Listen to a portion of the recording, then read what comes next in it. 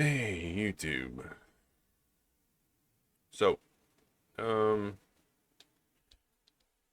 really have much gameplay today. We're gonna do a little bit in video, but I want to talk first. You can judge by the title.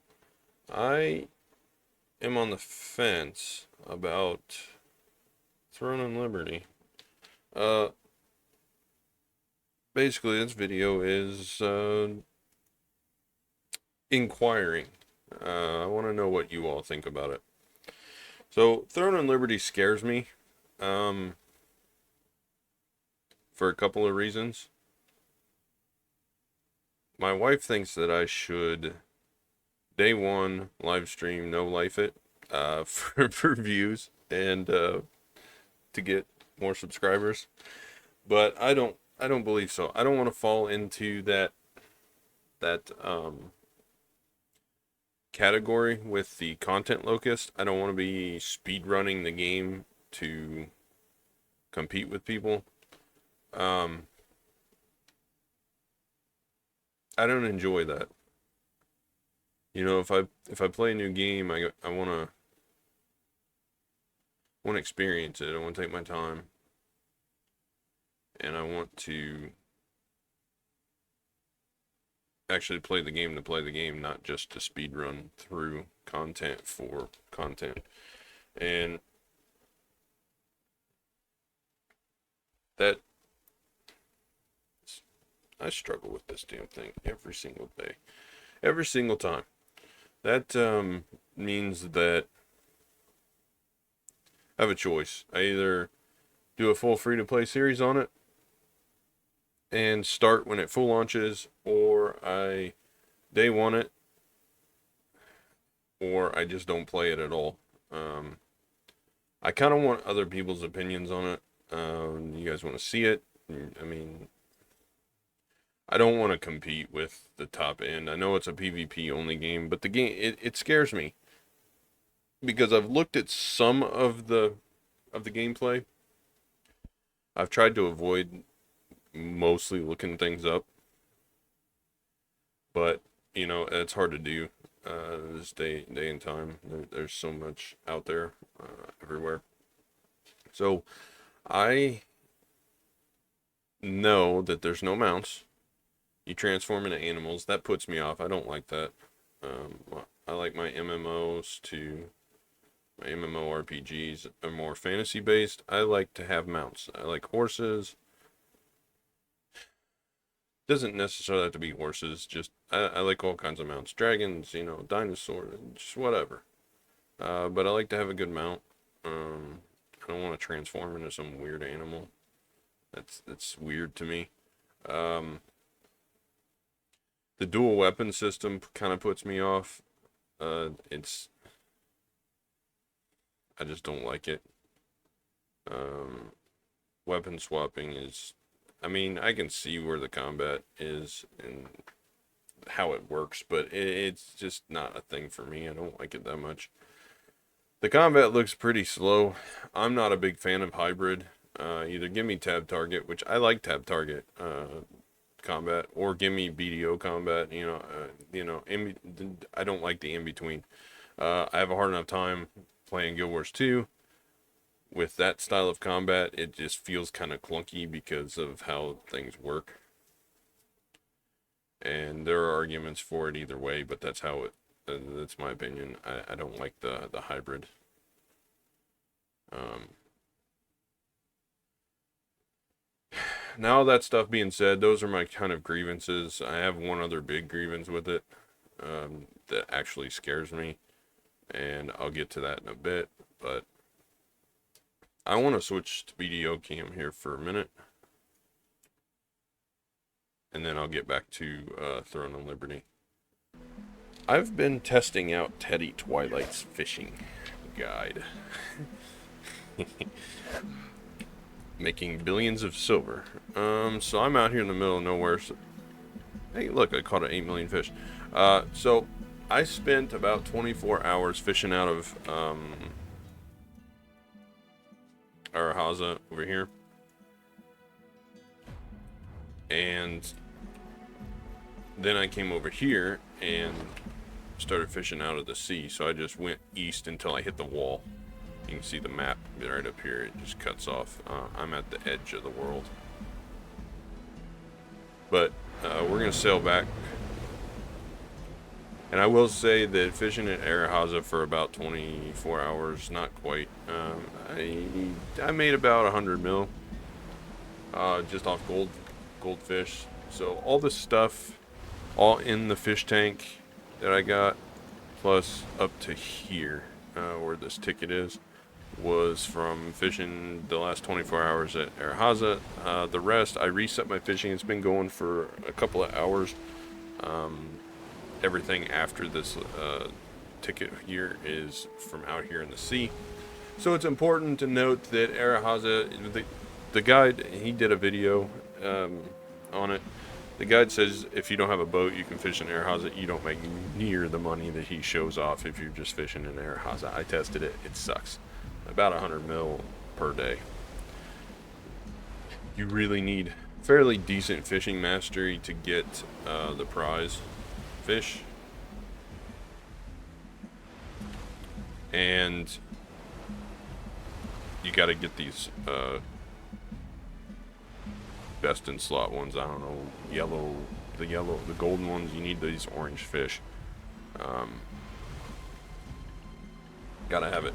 Now the good thing about the fishing is that you don't need the nodes connected for you to sell them to the traders. So what we would do is we fish out here, fill up our inventory, go back to Arahaza, get our horse, and then we travel to the well and go to Land of Morning Light and dump them out at the trader in Moodle to get the 150 distance bonus. Now I looked all over the place to try and find a better spot that wasn't out here in the middle of freaking nowhere. This is the best place. The prize catch fish have the same rates as in Velia, and it's probably always going to be abundant because there's literally nobody here. Hell, Velia may be abundant now because nobody's playing the game. But we're gonna travel. I'm gonna get back to my horse. Now it's easier for me because you have to cross the desert, and I have all the tier 10s, so I can just swap horses whenever I need to get where I need to go. If you don't have the unicorn to speed run the desert, then it's going to take you a little bit longer, and there's nowhere to really. You probably want an extra boat to park out here at Arahaza. I got this Galleus that I'm using. It was my backup second boat. I left my Carrack in Velia, but that's pretty much all you need. You'll want decent Balanos rod and maple float,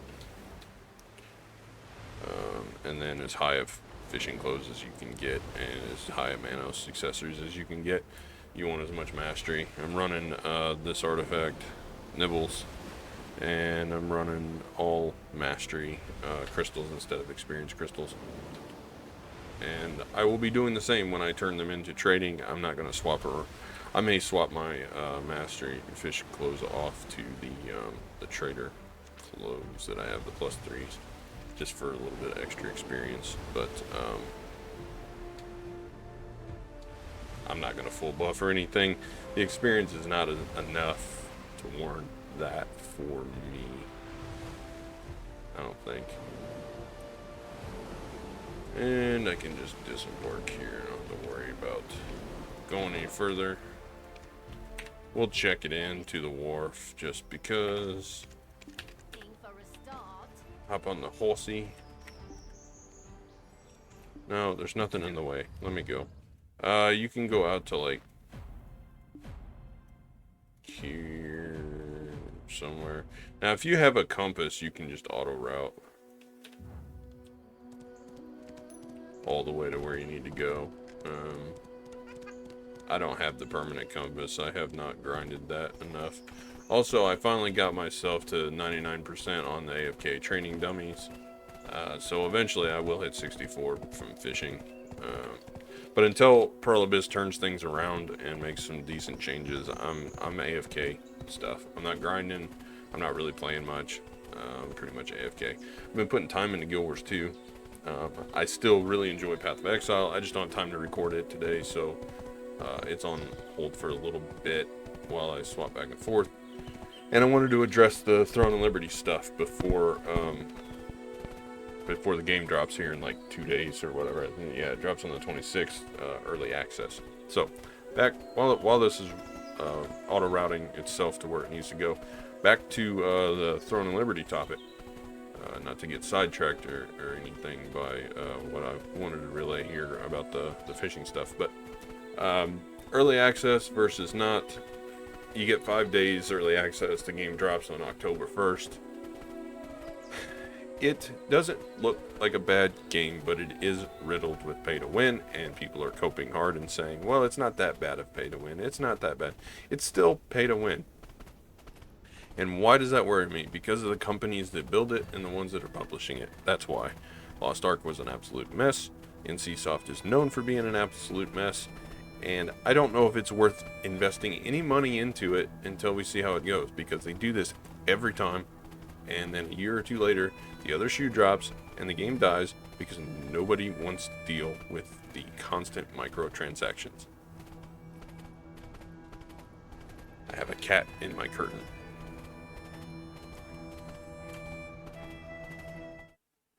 She's right there behind my cup. Get yourself out of there. You're messing up the video. Get out of there. See, look, now we got problems. I will extract you. I extracted you. Look at this. Look at this part Maine Coon. Look how big and furry she is. She's 1 year old. Yeah, you're chattering at me because you're being bad. We're going to show you off to the camera. Look how long I am. And look how big my feet are. What? You wanted attention, now you're getting it. Don't cry at me. You're making me have to show off to the camera.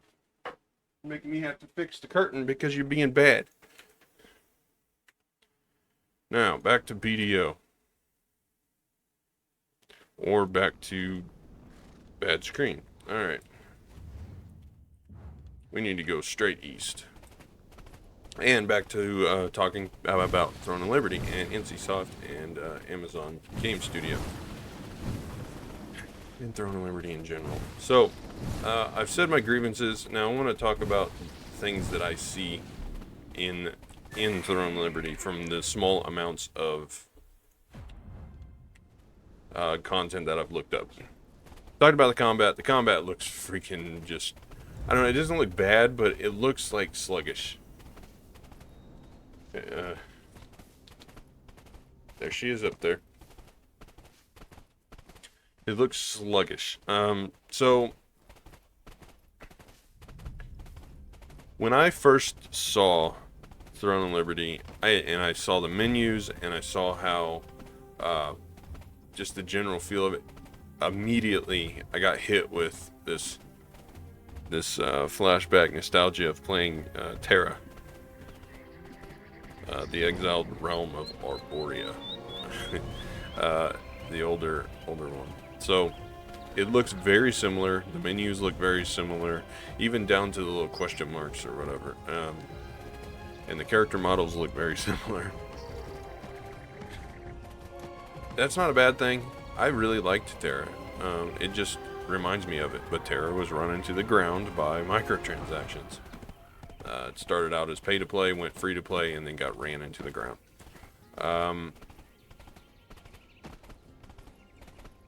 Yeah, and that's pretty much it. It looks like a carbon copy of it with hybrid combat. And I don't know. I don't know really how to feel about that. It makes me want to play, but at the same time, the things that I mentioned at the beginning of the video also kind of put me off the mounts and just the way some things are set up. Now, the big thing that I have a problem with, well, there's two. The first one,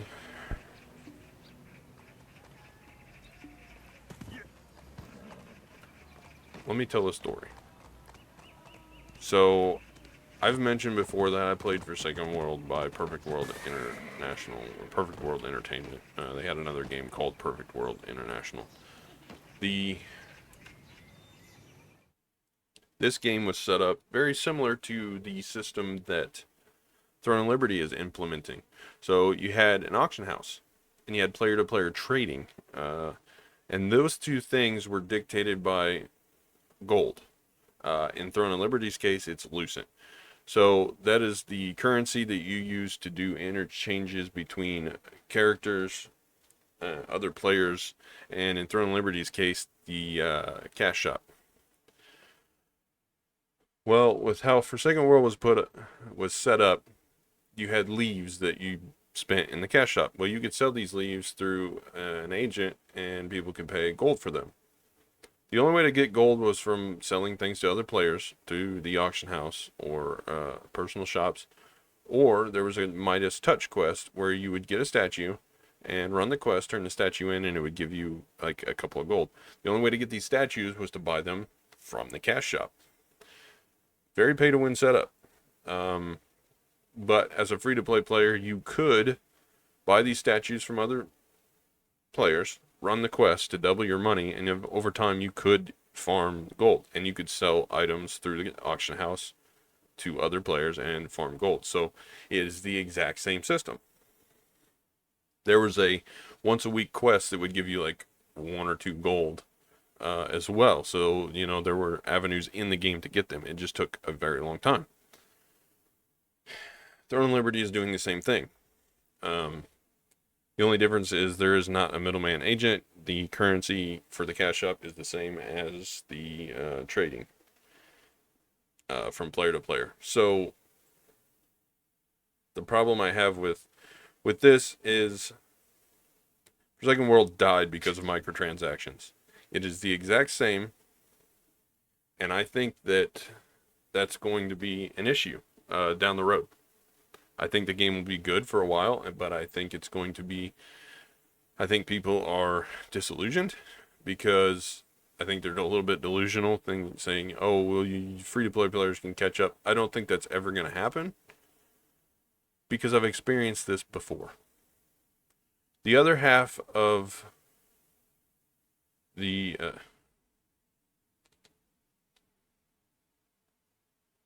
look at that face. Toast. Look at her. Toast. What are you doing?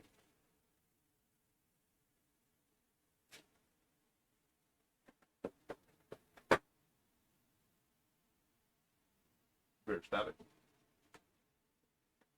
She's full of it. The other half is the best in-slot weapons for the game. Drop from bosses that are killed by guilds. The biggest guild is going to dominate that. And the guild decides where they go, whether they get sold, whether they get handed to members, whether or not the leadership keeps them, whether they get sold to members. That's a problem. That's bad game design, because a big guild gets control of it. It's just going to gatekeep from everybody else. That's going to happen. That's human nature. That's how these things work. You can cope all you want, but that's what's going to happen. I've seen it in enough things to know. So, Throne and Liberty scares me because I think it's going to be just like Forsaken World, and Forsaken World was the best game that I ever played for myself, and I miss it. But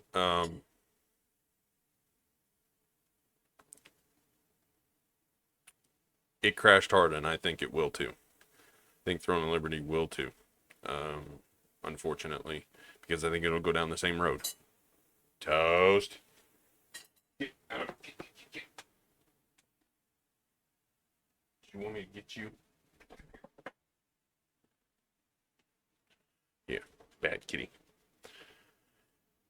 But it may be worth putting some time into, so I wanted to put it to you all, the community, viewers, to see what you think and to see what you prefer. I mean, I wouldn't mind giving it a try. I just don't know if it's worth investing $40 to play for 5 days ahead of everyone else. I know a lot of content creators are going to do that, and I know if you're hardcore PvP, it will give you a leg up and stuff. But for those guys that have already looked up how to beat the game in the most efficient way, you know, it's been out for a couple of years in Korea. There's tons of guides.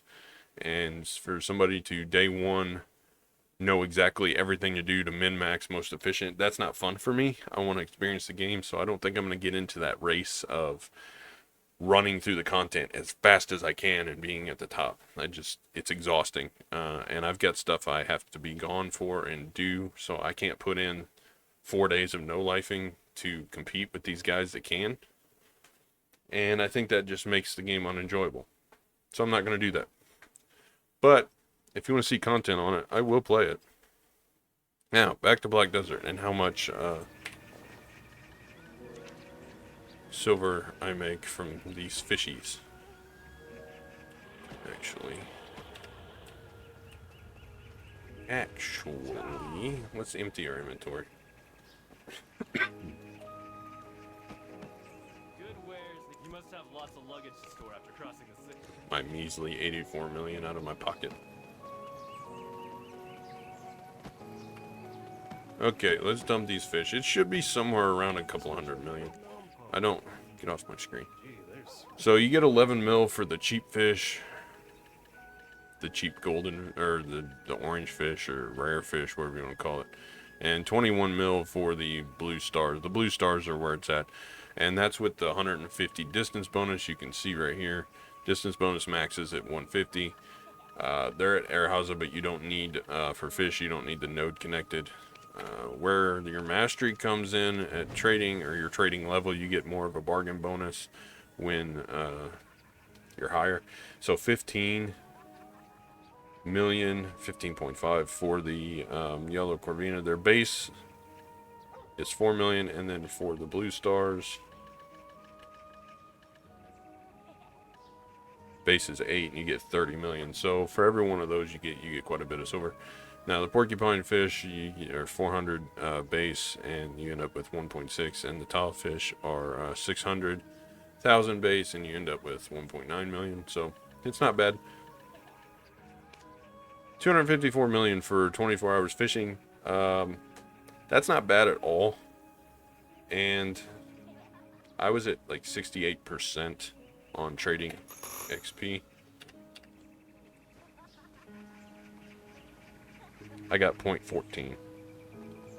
So that's not bad either. I'd say it's worth it if you want to AFK there. 250 million. That's a 254. Why am I at 247? So I guess the takeaway for the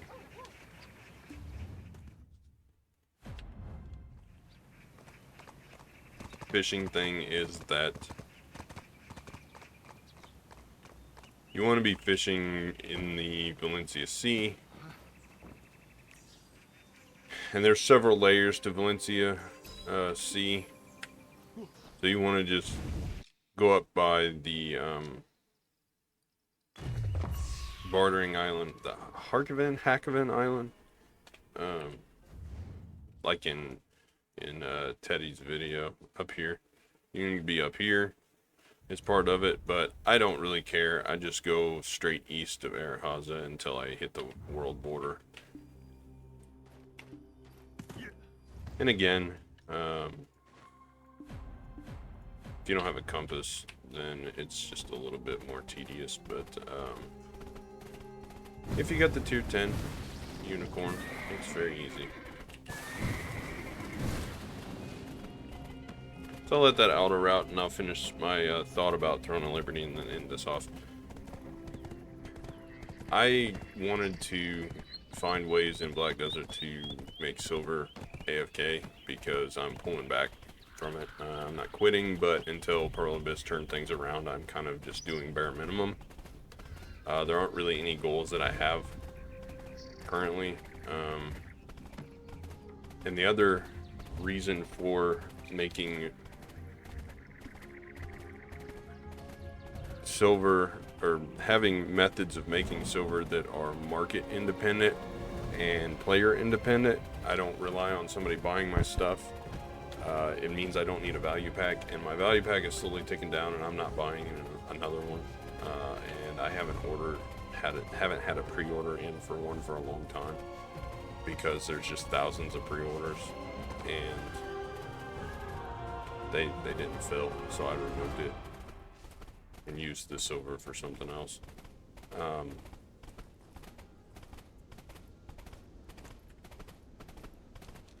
If you don't have a value pack, selling stuff on the marketplace is pretty much impossible. I mean, you can do it, but you're not going to make much silver. So I'm looking for ways that don't affect that. Basically, trading is a big one. Fishing into trading. Trade crates are a big one. Imperial turn-ins are a big one. If you want to go silver grind, you can grind trash loot. But I'm not a fan of that.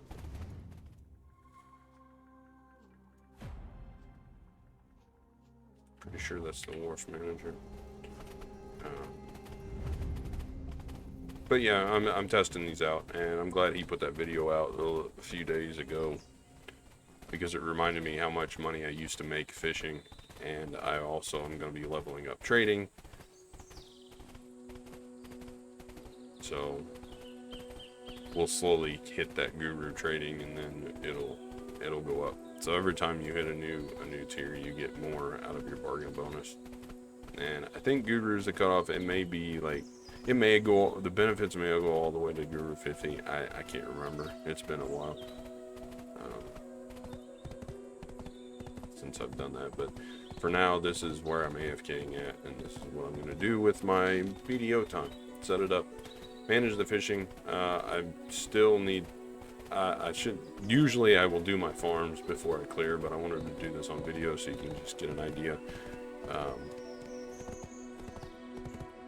I probably made about 150 million just from a couple of hours. I say a couple of hours, it's been probably 4. I can't remember. I think it's been several hours since I reset it.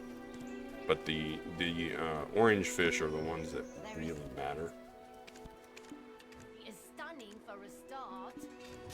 When young, I was an adventurer. And now we just go east until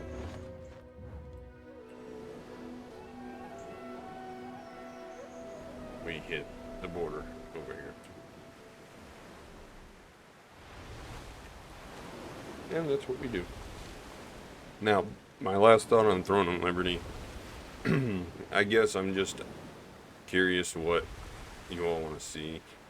If you're going to play the game, if you're interested in it. It's dangerous to have a game so hyped up that when it finally comes out, it's a huge letdown. That's dangerous because it'll kill it. It's dangerous for people to be pushing it so much. Getting excited for it is fine, but having a game to be overhyped, it usually means that the hype for the game is more than the game itself, and I've seen that cause games to fail, and that worries me.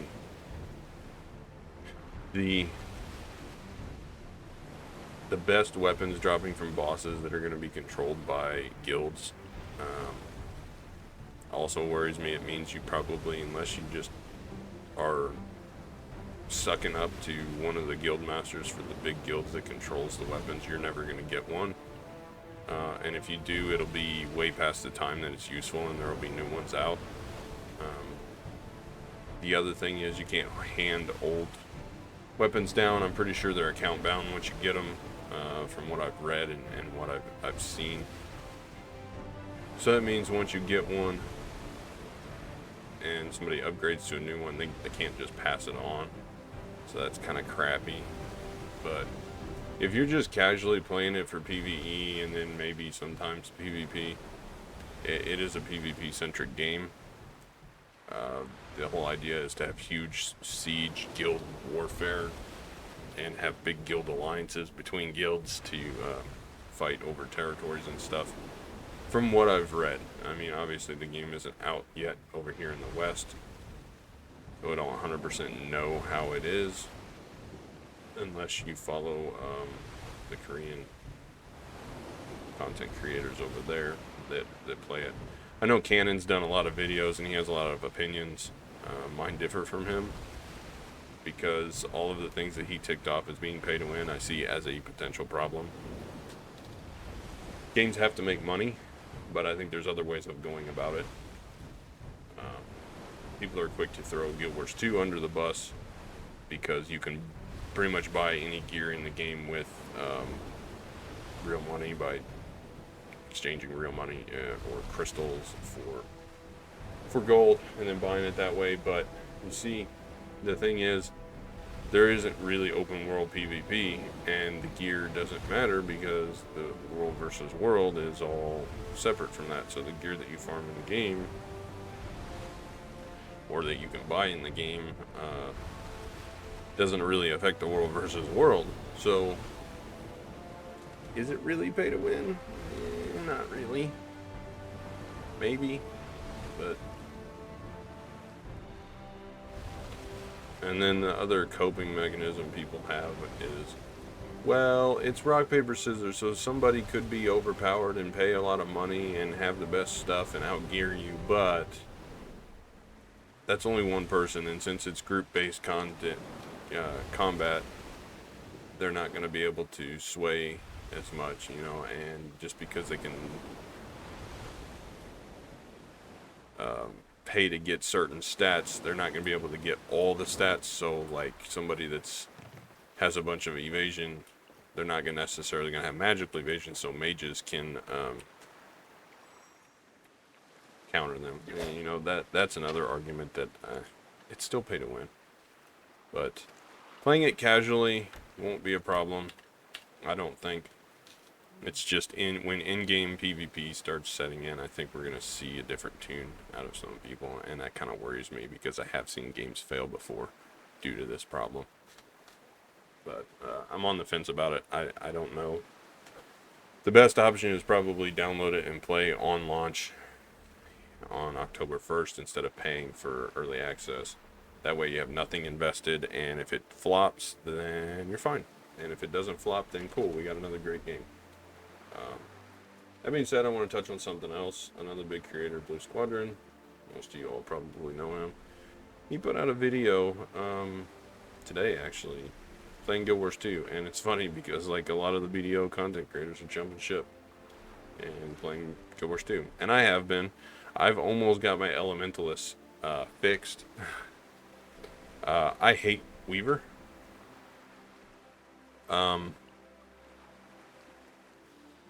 I like to play staff. I like mages. So I may be causing myself problems by doing that, but that's what I like. And I cannot stand Elementalist Weaver, so I've been unlocking the Tempest trait. I almost have it fully unlocked. So then maybe I can actually play the game. And I went and got Celestial gear so that I could be a little tankier and do some more solo stuff. Because I found that I was just dying too much in PvE on that game. So I've been trying to rework some of that. So if y'all are interested in seeing more Guild Wars 2 stuff, I can always record me doing the story or something. But I hate the Heart of Thorns expansion over there. Like, that thing is awful. I hate that area. It doesn't matter if people say, oh, it's the best expansion. I don't care. I hate it. The maze of the maps are just a mess. And I absolutely hate it. If you have to put an add-on to tell you where to go, the game has a problem. I don't have time to spend 2 hours trying to find out how to get to one little thing and then fight the mobs along the way, and then my Elementalist dies over and over again, and I just get to where I don't even want to play the game anymore. That being said, I'm trying to push through and fix it, and then get through that mess, and maybe it'll be better. I don't know. But let me know what you think about Throne of Liberty down in the comments. I'm gonna keep an eye on it, and if the general consensus is that we should day one it, then maybe I'll go buy it and day one it. But you guys got about 1 day to let me know. So I appreciate you all, and I'll see you in the next one. It maybe Friday. I don't know yet because I have a wedding I have to go to. My cousin's getting married, so we're gonna be getting ready for that. It's kind of a busy end of the week and weekend, so we'll see what happens. I'll try and get a video out. If I don't, then I'll see you next week. But again, appreciate you all, and hope you enjoy the fishing knowledge. If you didn't know about it, come join me. Let's make the fishing resources exhausted over here for once instead of over there. But I don't think there's enough people left on the server to exhaust the fishing resources way out here in the middle of nowhere. It's a sad state of affairs. But as always, until next time.